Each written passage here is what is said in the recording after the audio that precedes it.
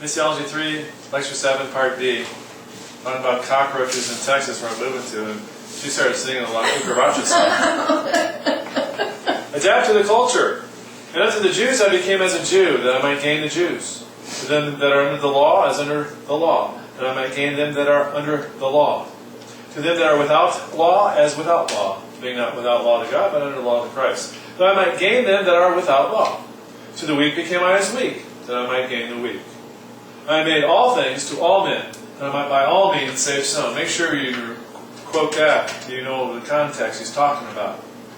Not just meaning you can do anything you want to. It is important to know a lot about the people that you're going to be ministering to. 1 Corinthians 9, Paul expresses how he used his knowledge of people to win as many of them as possible. He says that to the Jews he became like a Jew. To those under the law he became like one under the law. To those not under the law he responded accordingly. And to the weak he became weak. He couldn't have done this had he not known something about them. Yeah. So you get to know them. That's a strategy. You have to read, and that's what I have to do with College Station. I'm just making the time. It's not finding it. I got to make the time to read about Texas College Station. So when I'm there and they talk about something, like if you went to San Antonio, and they talked about the Alamo? The Alamo. The Alamo. And you go, the Alamo. The Alamo? Is that a rental car company? Yeah, the Spurs. And you go like, Dad, the Spurs are good. You go, really? Okay. Or the sports team. But that's what I meant. Those Spurs, yeah, not those Spurs. Yeah, so you need to know the basics where people are going to go, what? Go back to the Northwest, wherever you're from. In Acts 2, Peter delivers a sermon to the Jews assembled in Jerusalem to celebrate Pentecost. Note that in this sermon he made a number of references to the Old Testament scriptures. He knew his audience and that these references would be meaningful to them. In Acts 17, Paul preached to some pagan philosophers, reasoning with them about their own worship practices, rather than appealing to the Old Testament, which would have meant little to them. Again, he knew his audience. Thus, Paul studied the people whom he would be ministering to. He knew them well. His goal in all this demographic analyzing was to be the most effective as possible in reaching them with the gospel. Is that what you want to be? Or is that what I want to be? I want to be effective, but do I want to be the most effective as possible? Missionaries need to conform to their culture. Live like they do. Seems to be what Paul was saying there. This may mean living in a mud hut, or a cinder block building, or an igloo. And maybe don't go if you're not willing to. And learn the language. It's ridiculous to think that you're going to effectively reach these people if you don't learn their language. Of all the things to adapt to, number one would be the language. You can't adapt your skin color probably, or being tall or short, or different things like that, but the language, you should do that. Dress like they do in a modest way. This means you probably will have to ditch the suit and tie in most places. Can't do that because it's against Baptist custom. In America. Learn their customs. Eat their food. No, they're not going to go to the Mediterranean. I got to eat fish. What's the battle? Healthy. It's a battle. I can still go and maybe eat fry the fish. I could do that. They aren't there for a 3-year field trip and then to return home to the beautiful USA. Missionaries need to live like the people they are ministering to live. Do whatever it takes without sinning, that you might by all means save some. That's a key statement there. It's not read though. Paul's saying, I do all things by all means. Of course, you're never going to go against what God wants. But you're just opening yourself up. I'm not going to limit myself on my own peculiars, traditions. What I just got to have. I think I just got to have this, or I just got to have that. I've got to have air conditioning. I got to be in a mountainous region because I just love mountains. Shouldn't matter one bit if you're looking at souls, whether it's mountains, flatland, ocean or not. That should not matter at all. Temperature shouldn't matter either. That doesn't play into souls, does it? Not really at all, no. And equipping ministry is from Global Church Planning. The approach of the apostolic, here's a trickier stuff. Okay. The approach of the apostolic church planter, like Paul, is radically different from that of standard American-bred missionaries. This church planter seeks to follow the model of the Apostle Paul, who, as far as we know, here's one thing I struggle with, as far as we know, never became the pastor of a church he planted. Now I wrote, I disagree here, so I'm going to be honest, but it appears Paul pastored the church in Corinth, and possibly many others, though it never states that he officially pastored a church anywhere that I can find or remember. We just assume he did.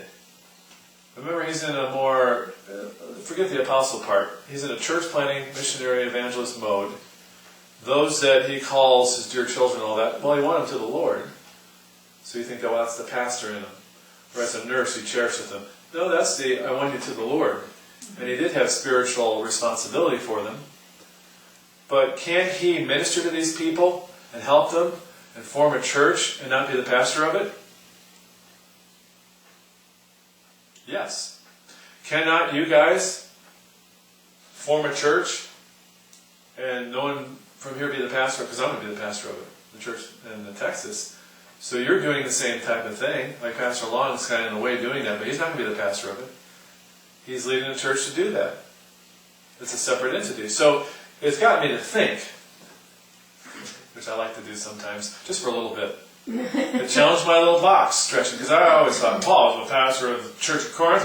He pastored this other one. He's going to present one as the chaste virgin bride. I think it was Church of Corinth. And then maybe where it falls into for him is he was an apostle. Apostles. Which is a different whole position. Mm-hmm. So we have to be careful of how far we go, because he was an apostle and not a pastor/teacher. So maybe he didn't officially pastor, but he apostled. Instead, after initial evangelism, he focused on empowering the local believers to carry on and expand the work after his departure. Now this goes on with that theme, and he keeps kind of repeating it in different ways. That's key. He empowered them.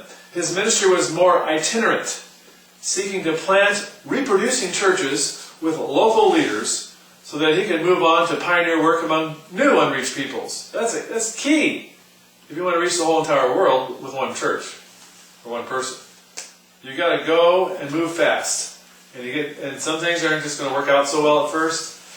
It's not going to be a perfect, this man is all straightened out. I worked with him for 3 to 5 years. It's perfect, okay. It's all just fine. It may not go that way at all. It may be very rough at the beginning. Sometimes local believers would be recruited into Paul's itinerant missionary team. That helps instill a vision for global multiplication and mission at the very inception of the young churches. Well, they just kind of went with them and then I guess went back. And they kind of got the view of the globalness of it all. A dependency model was avoided from the outset, meaning dependent upon the missionary. He goes on with this, he's going to say it many times. With this model, the question, who will replace the church planter/pastor, never arises, because the planter never becomes the pastor. Rather, he has from the start prepared local believers for pastoral leadership, convinced that they are able, if provided with adequate teaching and models. And this is a key to church multiplication and church planter phase-out. Now, I'm not saying I buy into what he's saying that Paul never pastored and that missionaries going there shouldn't pastor. But it's something to think about. And if you want to say, yes, they were always a pastor, that's fine, you can still do that. But understand what they're saying here about phasing out. You're there, not for the long haul. You're there just for the short haul to get what? To get money starting to come on it? There's nothing with money at all. Get a building? Not with a building at all, though it's fine. It's getting someone trained up. They can take over, because then you can go.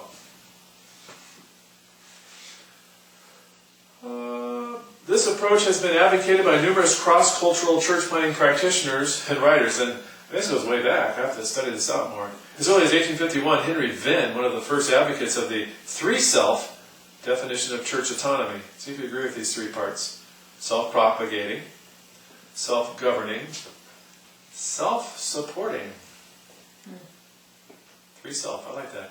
argued that missionaries should be very careful not to become pastors because it would divert them from their real task and would give the native pastors inappropriate European models.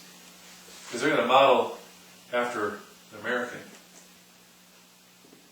So that's very interesting to think about a lot.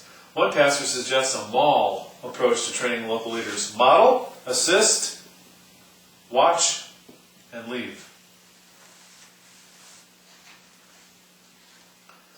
From the outset, nationals must be trained to do all essential ministries. I mean, that's from outset or onset, whatever you want to say. From the beginning, I would say. Evangelism, preaching, teaching, counseling, administration. I mean, this is going to kind of be rough at first. The church planner, this is going to be hard too. The planner must surrender the desire to have upfront ministry. His or her primary role, his or her, sorry about the her part. He said that. Scratch out her. His primary role is behind the scenes, equipping others. Now you don't want to listen to this guy anymore. He said her. There's a lot of things I take out of these that if it was in there you'd say, "Guys, I'm done listening." The church planter who loves to preach must learn to focus on equipping others to preach. The church planter who is gifted in counseling will need to shift emphasis to empowering others to counsel. The lay sermons, these are guys that aren't officially pastors yet, will probably not be as homiletically polished or theologically astute as those a missionary could preach, but the reward will be the development of truly empowered local leaders who will serve the church well after the church planter has departed. The missionary is constantly working himself, there it is again, sorry, cross that one out, working himself out of a job, performing a ministry only so long as necessary to train a national. And how long does that take? That's what I wish he talked about some. Maybe he does later in the book. Well, I would assume it's going to take about a year. not 2 weeks. The quickest possible, and I can even be wildly thinking this to be real, is a year. The apostolic church planting model has several inherent challenges. The apostolic church planter may need to, look at this one, change location frequently. Is he okay with that? Well, it's difficult for families and inhibits long-term relationships from being developed. Some people like to have relationships with others. And if you got a family with you, wow. Few church planters are trained in such an approach. And few are really willing to restrain their ministry or slow the advancement of the church for the sake of developing lay ministers and ownership. Slow advancement, I think, means that he can do a better job at getting people to come on in instead of letting all these guys kind of be the up front. So let's just pick Joe Schmo. We're starting. Joe Schmo, you do the preaching. People come to visit. It's Joe Schmo. If it was me, they'd probably come back. But Joe Schmo, not many come back. I think that's what he might be saying. Well, also just focus too, right? Because when he first goes in, he's doing the church planting, lots of evangelizing, getting members. Mm-hmm. But then it's like he's got to shift his focus, let the members be doing the evangelism, and he's got to be training that guy so he can walk out the door. That's true. And he's not out there necessarily on the front with them all, though he's got to be the models to someone watching and involved. Yeah, good point. There are situations, especially in resistant areas, where local believers just aren't suitable for leadership or are unwilling to bear a responsibility. Yeah, what do you do then?